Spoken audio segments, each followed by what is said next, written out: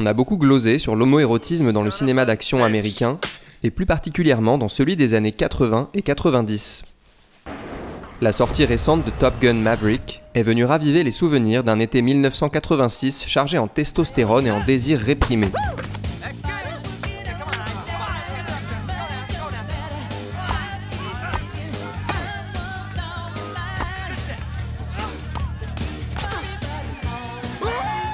Un trope qui irrigue l'histoire du cinéma moderne jusque dans ses franchises les plus récentes, mais que l'on pourrait faire remonter au mythe mésopotamien de Gilgamesh. Roi tyrannique, ultra puissant et violeur, il trouve dans sa némésis Enkidu, envoyé sur Terre pour le vaincre, une relation d'amitié inattendue que certains qualifient aujourd'hui d'homosexuelle. Cependant, il convient de garder à l'esprit que cette analyse est tributaire de notre contexte actuel, où l'homophobie qui gangrène nos sociétés rend suspecte d'homosexualité toute connexion émotionnelle intime et puissante entre deux hommes. Car ce qu'on oublie souvent de dire, c'est que ce sous-texte homoérotique n'est généralement qu'un dommage collatéral de l'essence même de ces actionners. La célébration d'une masculinité virile, misogyne et autosatisfaite, pour qui l'homosocialité semble être l'unique horizon.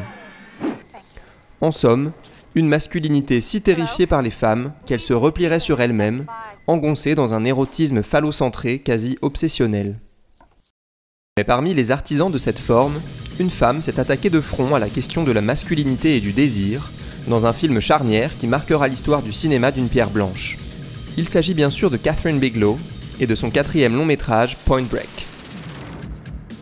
On y suit le parcours de Johnny Utah, flic lancé sur la piste d'un gang de surfeurs braqueurs de banque qu'il devra infiltrer en se rapprochant de son leader charismatique, Bodhi. Un pitch un peu niais que la réalisatrice va complètement transcender par sa mise en scène, entièrement au service d'une exploration bouleversante de la circulation du désir au sein d'une masculinité contrariée. Après des films indépendants, voire expérimentaux, Point Break sera l'occasion pour Bigelow de renouer avec le film à l'origine de son désir de cinéma, The Wild Bunch de Peckinpah. Film coup de poing dont la dimension viscérale et immersive donnera au cinéma de la réalisatrice ses maîtres mots.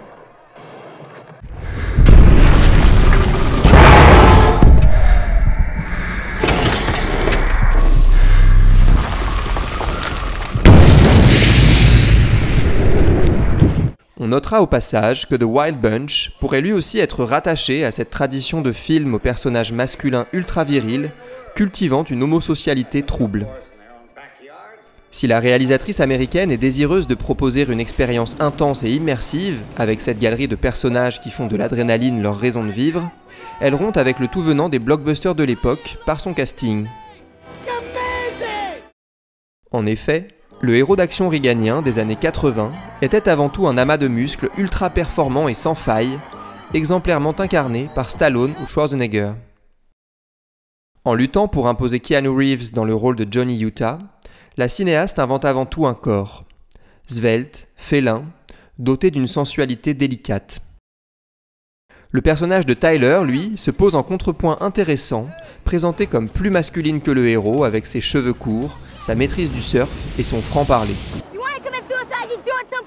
Ces deux personnages incarnent pourtant les deux faces d'une même pièce, opposées par leur genre mais complémentaires, souvent présentées sur un pied d'égalité au sein même du cadre.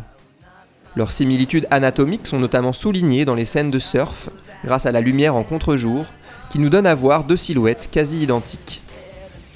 La distribution est complétée par Patrick Swayze dans le rôle de Bodhi, meneur de clan mystique, emblématique d'une certaine contre-culture rompant avec le consumérisme rutilant des années Reagan. Personnage insaisissable, avide de sensations extrêmes, s'approchant toujours plus près de l'abîme, il tranche lui aussi avec le surhomme musculeux par sa corpulence plus fine et son visage angélique. En plus du casting, ce qui distingue Point Break des films cités précédemment, c'est que Kathryn Bigelow semble parfaitement consciente de la charge érotique virile inhérente au genre qu'elle investit. Elle explicite juste ce qu'il faut la fascination naissante de Utah, jeune novice candide, pour Bodhi, animal impétueux à la liberté séduisante. Derrière le paravent de l'intrigue policière, cette attirance est le vrai problème auquel est confronté Utah, ce qui le met en tension tout au long du film. Ses désirs brisent les barrières de l'hétéronormativité dans laquelle il baigne, mais il demeure incapable d'en déduire quoi que ce soit par rapport à sa sexualité. Cette tension érotique se déplace alors sur le terrain des scènes d'action, qui sont filmées comme des coïts. Regard intense et appuyé, dialogue à double sens, et mine relâchée et ruisselante après l'effort. Encombrés par les carcans hétéronormatifs qui interdisent le désir d'un homme pour un autre, les personnages subliment par la violence ces pulsions sexuelles qu'ils n'osent s'avouer. Mais si Kathryn Bigelow travaille à conscientiser cette tension érotique propre aux films d'action, Point Break n'est pas pour autant un film radical, dans le sens où il n'invente pas un regard qui s'éloignerait du point de vue masculin traditionnel, majoritaire dans le cinéma de divertissement hollywoodien. Le filmage des personnages y épouse totalement les critères du male gaze, théorisé par Laura Mulvey en 1975. Par la fragmentation des corps, l'exposition des peaux et les contre-jours lors des scènes de surf, les personnages nous sont d'abord présentés comme des objets anonymes offerts à notre regard.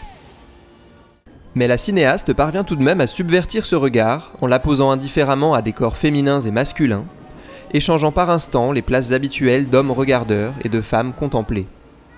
Les trois personnages passent fluidement d'objets regardés à sujets agissants, et créent ainsi une ambiguïté dans la lecture du film qui s'accommode mal de la dichotomie masculin-féminin habituelle. Cette histoire de désir contrarié entre les deux protagonistes est perpétrée par la réalisatrice uniquement par la mise en scène. Sa grande maîtrise du langage cinématographique nous révèle que des outils simplissimes, comme l'emploi de chant contre chant, peuvent servir à raconter d'une manière infiniment plus subtile et sensorielle que par le biais du dialogue. Point Break représente en effet un cas d'école passionnant sur l'importance du point de vue. Body apparaît la plupart du temps dans des chants contre chants qui nous placent dans le regard de Utah. Le spectateur est ainsi poussé à adopter son point de vue ambigu, de désir mêlé de répulsion. Cet art du point de vue prend effet dès la scène où Johnny Utah aperçoit Body pour la première fois.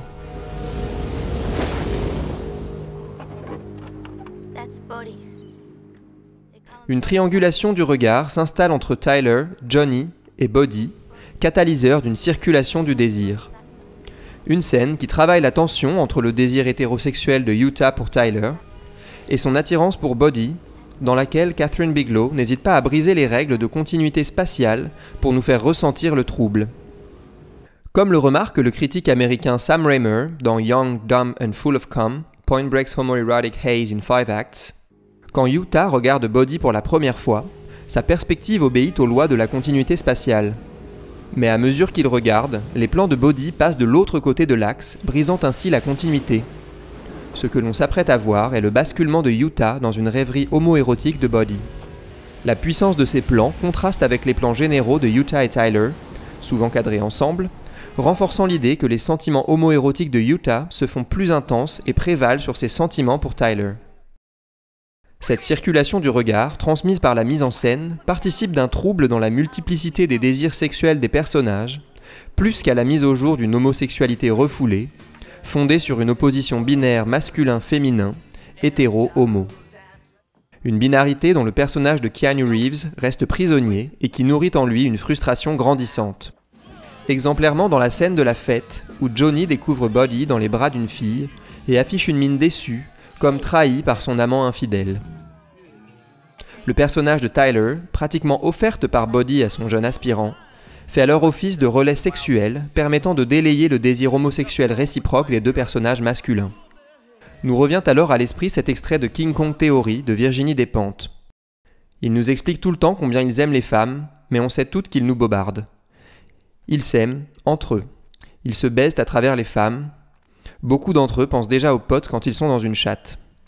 Mais à force de les entendre se plaindre que les femmes ne baisent pas assez, n'aiment pas le sexe comme il faudrait, ne comprennent jamais rien, on ne peut s'empêcher de se demander « Mais qu'est-ce qu'ils attendent pour s'enculer ?» Mais, parmi les choses qu'on leur a correctement inculquées, il y a la peur d'être pédé, l'obligation d'aimer les femmes. Ce paradoxe interne est particulièrement évident dans une des scènes pivots du film. Après une longue course-poursuite à pied entre les deux protagonistes, le temps se suspend un instant et la réalisatrice, en une succession de chants contre chants de plus en plus serrés sur les visages des deux hommes, nous laisse apparaître la reconnaissance mutuelle de leurs désirs. La scène termine sur le regard de Body se posant sur le revolver de Johnny, qui, En proie à un déchirement intérieur entre son désir incandescent et son programme hétéronormatif, finit par tirer en l'air, déchargé, de rage. La réalisation de leur désir mutuel n'aura finalement pas lieu, et ce jeu de séduction s'achèvera dans la scène de saut sans parachute, qui marque un point de bascule définitif. I know it's hard for you, Johnny. I know you want me so bad it's like acid in your mouth. But not this time. Au moment où le désir de Yuta pour Bodhi le submerge, le décidant à franchir le pas, il se jette littéralement dans le vide pour étreindre Bodhi une dernière fois.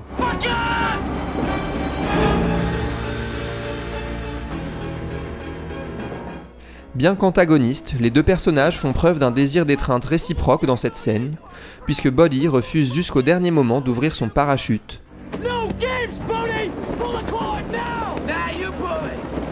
Choisissant la mort dans l'étreinte plutôt que de supporter à nouveau d'être séparé de Yuta. Finalement atterri sans encombre, Yuta retrouve Tyler, mais son attention ne peut se détacher de Bodhi. Son visage affiche alors une expression hybride de satisfaction mêlée de tristesse, marquant sa frustration de ne pas comprendre la nature de son désir. La scène s'achève par un plan américain de Tyler et Yuta, qui s'élèvent dans les airs pour révéler Bodhi s'éloignant dans le lointain. Il marque une cassure nette avec l'enchaînement de chant contre chant qui le précède. En liant les trois personnages en un mouvement de caméra unique et limpide, Bigelow nous suggère l'existence d'une fluidité dans le désir de Johnny Utah, qu'il persiste définitivement à ignorer, signant ainsi son échec irrémédiable tant sur le plan policier que relationnel.